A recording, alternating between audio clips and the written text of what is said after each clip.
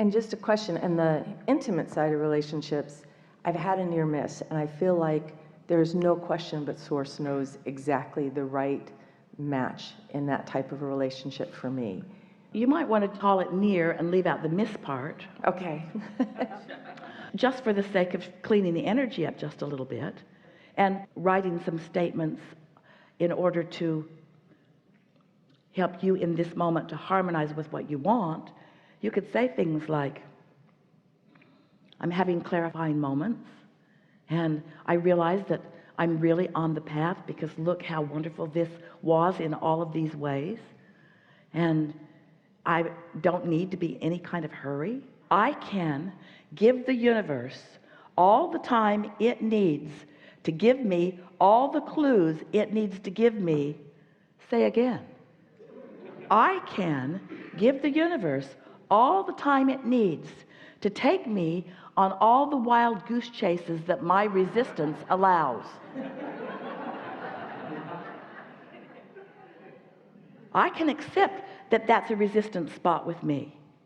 So we can say that even better.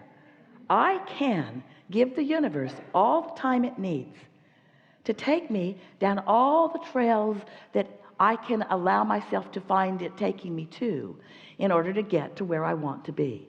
And in the process, every time I follow a hunch or an impulse, because I'm in the receptive mode, every time I follow it, I get closer to, oh, hear this, not closer to the end result I think I want, but closer to having released the resistance that is in my way.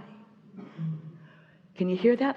Closer to, with every experience you have. That's why you want to bless the rascals, because they help you leave off the resistance pieces, like peeling the layers on an onion, little by little by little, until suddenly, or not so suddenly, you stand resistance free, and then you get an impulse that takes you right to what you're looking for.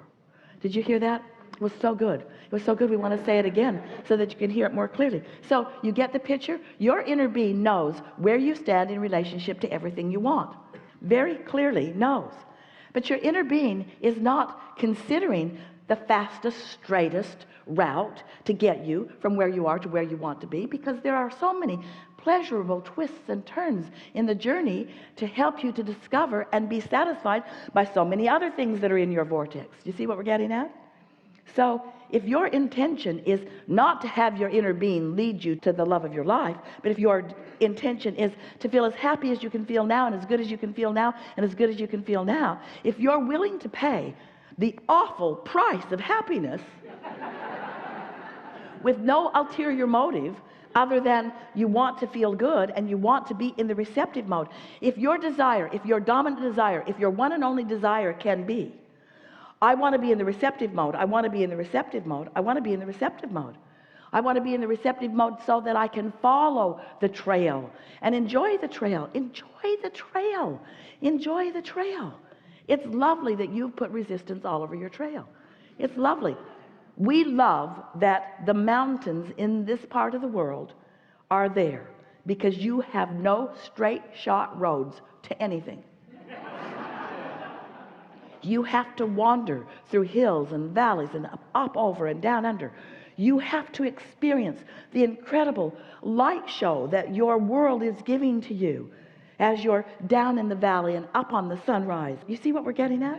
You don't want to go directly from where you are to anything. You want to go on this wonderful journey that little by little you're paving the roads.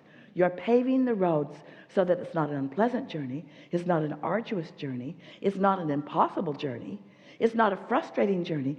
It's a beautiful journey, moving around beautiful places and beautiful things and beautiful conversations and beautiful insights, all on the way to the happily ever after that matters right now, and then the next one, and then the next one, and the next one. So you say, inner being, never mind the scenic route, take me directly there. And your inner being says, you're the one who put the mountains on the way. We don't want to flatten out all the mountains. We'll just knowingly, with such wisdom and precision guide you around all of the resistance, and along the way, you will release anything that is in your way. So you were just talking about going around the mountains, but you're really releasing the mountains as opposed to just they're going to continue, or they're going to continue to exist and you're just going to figure out how to avoid them. Some might say that it's resistance, or in this case, a mountain, that I'm hungry right now.